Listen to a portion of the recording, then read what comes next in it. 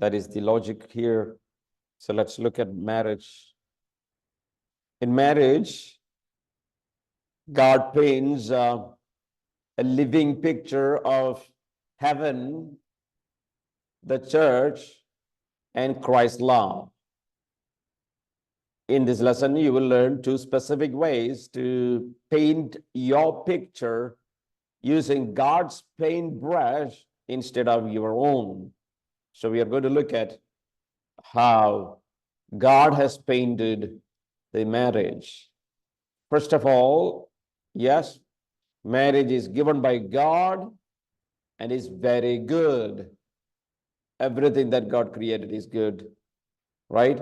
So marriage is God's idea. Therefore, we have to stick with it, right? This is the idea that God brought. This is not human invention.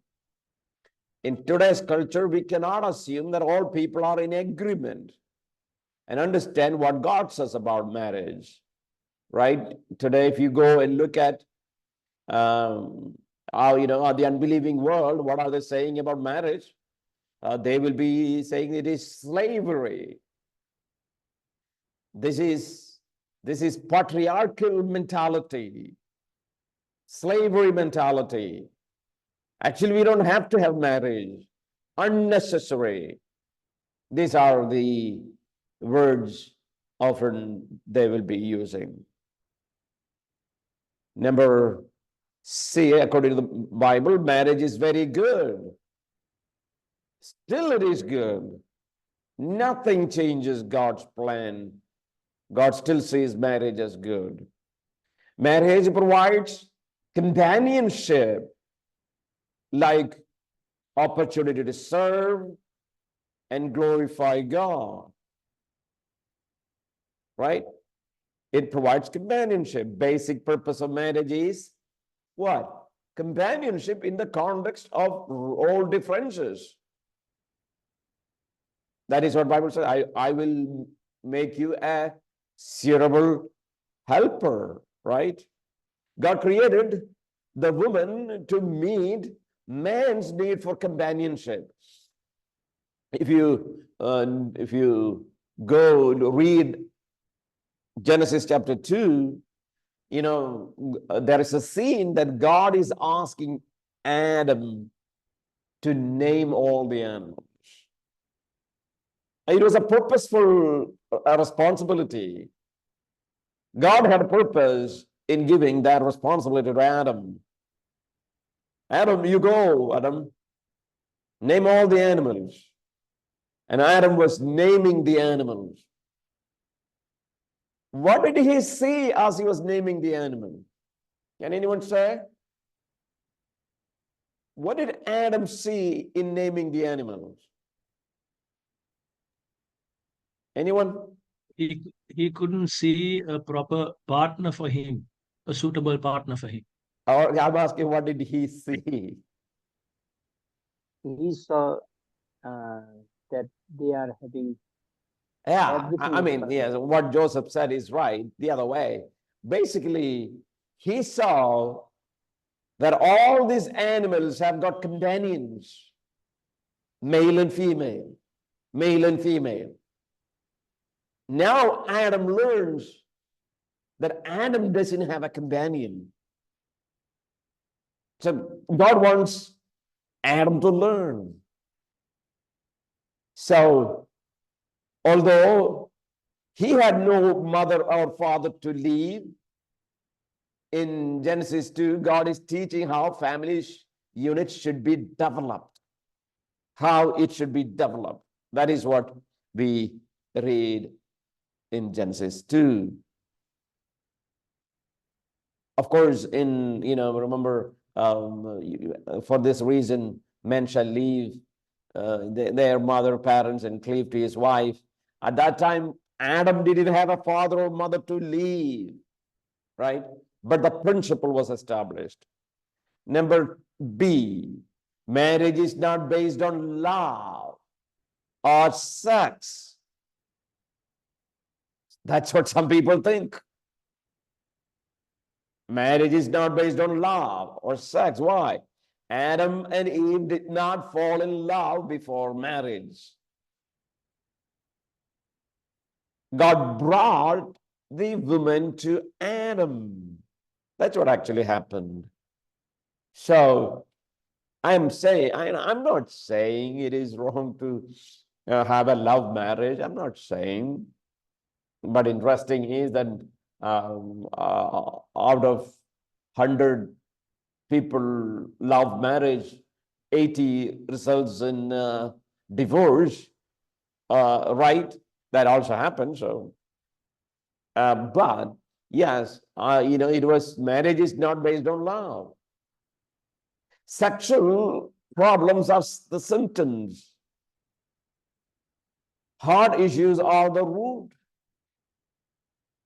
Marriage is not based on sex. I mean, it's not for primarily as for the sexual need. And if there are sexual problems, it is the heart issues. So I say here, marriage is given by God and it is very good. Number two, marriage provides companionship, opportunity to serve and glorify God. Third, marriage is a growing relationship. So I want to use that three word for marriage. Leave, cleave, and weave. All right? Leaving, cleaving, and weaving. Leaving. When couples do not leave their parents, they're not following God's plan for marriage. Friends, we got a culture, if you come to Kerala, right?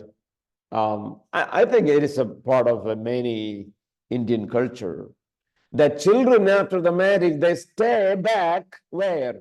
In parents' home. I have told people several times, this is not right. Whoever maybe their children are, whoever maybe how much you love, this is not wise. The children after the marriage staying back with parents, they are not following God's plan for marriage. What should they be doing? Once marriage is over, they should go and start their own family. That they are independent, that they earn their living, that they build their family. That is biblical. That means there needs to be a geographical leaving. If couple lives with the parents for a time, there must be an agreed upon date and plan for leaving. If it is needed for some kind of arrangement for some time, this is needed, then there is an agreement. Okay, when are you going to leave?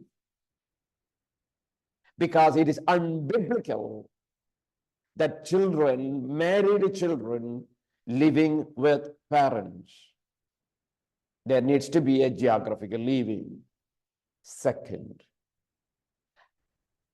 has there been physical leaving by the children? Watch for excessive dependence in the area of finances. When children grow up, we need to be careful, right? As they grow up, they should be able to make some money. So how do you spend for your children? That time is also very, very important. So you need to watch out for excessive dependence in the area of finances, such as mother shopping for daughter or a father changing oil for son, parents loaning money for day-to-day expenses, right? Even grown-up children, we need to be careful, because you don't build a man, a woman by making him or her to depend on you.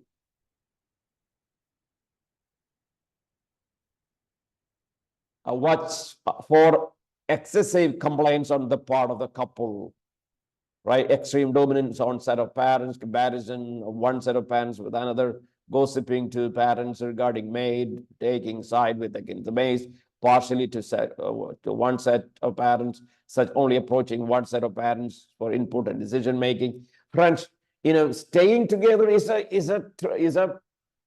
eventful, right? The many problem in family in our culture is simply because our culture is against Bible. Against Bible. Biblical model is that children, once they get old, they leave the home. They leave the home. They should. Has there been physical letting go by parents? Listen, for signs of meddling, over possessiveness, expectations of son or daughter. Do parents insist on hospitality or over abuse? Are parents not letting go in form of direct? Why? What happened? So the point is there a problem for parents to let their children go? We need to think on that. Think on that. Some parents don't like that their children leave. They're always afraid. Always afraid. We want children to go out once they grow mature. So as you counsel couples, watch out for signs of subtle leaving problems, especially for the first 5 years, maybe. Yeah, because they don't want it to, because they are in that cocoon of safety of parents. They don't want to go out. So our culture will say, oh, you got only one son. Why should he go out and leave? You got only one son, right? Why don't he live with you together? Friends, whether you've got one son or 10 sons, make sure that everyone goes out and make their own family. All right?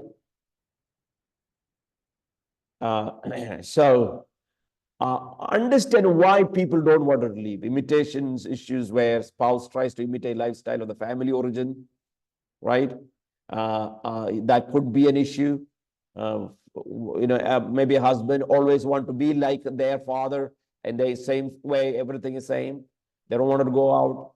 So, and reactive response to spouse's choices of lifestyle indicate a spouse wants to imitate family or family of origin. Yes, sometimes wife wants to behave like just as she grew up. If she goes to another place, she cannot do that. So friends, there can be many excuses.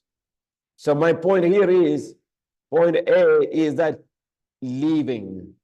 When couples do not leave their parents, they are not following God's plan for marriage. Number B. So first of all, leaving, right? Leaving the parents. If at all for some time they have to be together, make the date, and they leave then. All children, mature children, must leave their parents. All adult children must leave their parents. All those who are going to be married must leave their parents. That is important biblical principle. I know that it is against the grain of our culture, but this is the biblical principle.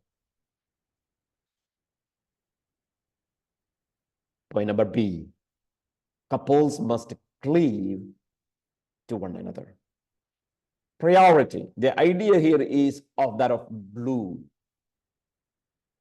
Help couples understand that their new relationship should be given priority over, all right? This glue, cleave means from here onwards, priority over parents, priority over cultural orientation and cultural habits, priority over personal desires. Priority is for cleaving together. New relationship. In new relationship, parents are not most important. In new relationship, your culture, where from you have come from, is not important. Even your personal desires are not important, right? Priority is to cleave together, right? And a new relationship should be given priority. Second, perspiration. What is that? Perseverance without end. Help couple understand that the choice must be made to persevere day to day. That this choice is not based on expectations. Yes, you need to cleave together throughout. Cleave together throughout your life. Glued together throughout your life. Cleaving takes a work, right? Cleaving takes works in such new areas to the couple as conflict resolution, communication, problem solving, right? So when you cleave together, the areas of work is, yes, conflict resolution, maybe, how we resolve, communication, problem solving, all these areas are to be done together. In later classes, we'll look at these issues as you can help your counselors learn how to do this work. So cleaving, right? That means join together in this endeavor. When there is a problem, when there is a conflict, we will solve it. When there are issues, we will solve it together. We both will solve it. We both will solve it. Mother will not solve. Father will not solve. We both will solve it. All right. So in cleaving, you have thirdly, plurality. Plurality. Two personalities make a third. Right? It is a one flesh relationship. We say, yes, it's a one flesh relationship. It's a mingling of another personality. Husband and wife join together. Some of the habits, some of the good things are taken from the husband, good things are taken from the wife together, and then you form. So there is a plurality. So that means as you counsel, assign homework that gives a couple ideas to enforce the uniqueness of their relationship, how they can come together, how they can do a work together. That is the word where you have to look at. All right. Passion. So I say, must cleave to one another. Fourthly, passion. Spouses must learn to delight in their mate. Right? Delight. There are 4 areas in which this can be done. Right? One flesh couples delight in 4 areas. Right? Number 1, yearning. That is sexual stimulation, known as epithumia. That's a Greek word used there. Second, passion, passionate desire for each other.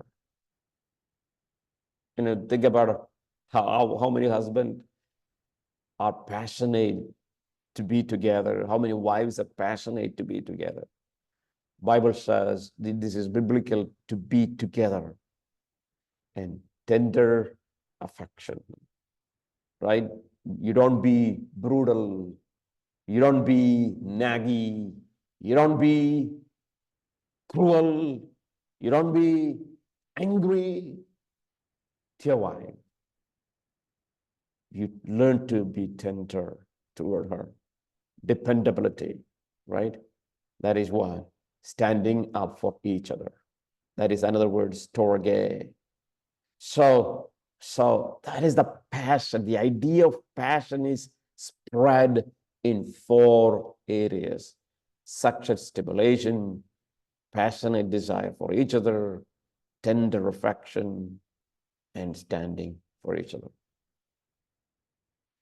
So I said here, point number 3, marriage is a growing relationship, live, cleave, and of course, it is weaving together. We will learn that as we progress in our class about weaving. But finally, I also wanted to add one more thing here. Marriage depicts heaven, church, and Christ's love. Yeah? Marriage on earth depicts a marriage in heaven. Yes.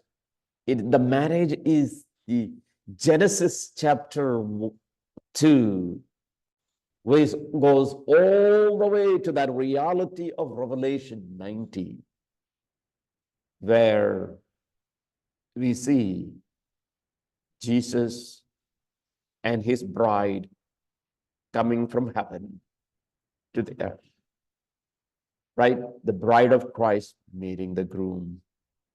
So, yes, it depicts marriage in heaven. Number B, marriage depicts how the church should obey Christ. Yes, how church should obey Christ, just like that. Wives should obey husband. It is that reality. It is church. Just like church obeys Christ, wife should obey her husband. Third, marriage depicts the way Christ loves. Just like Christ loved his church. Christ loved his church. Husband should love. So marriage depicts heaven, church, and Christ's love. All right. So these are the main idea in the Bible related to marriage, right? So we say marriage is given by God and it is very good. It provides companionship. It is a growing relationship. Marriage is a growing relationship. In the live there, cleave there, and you build up, weave your marriage. And finally, I said it is a picture of heaven, church, and Christ. All right, we will stop here today.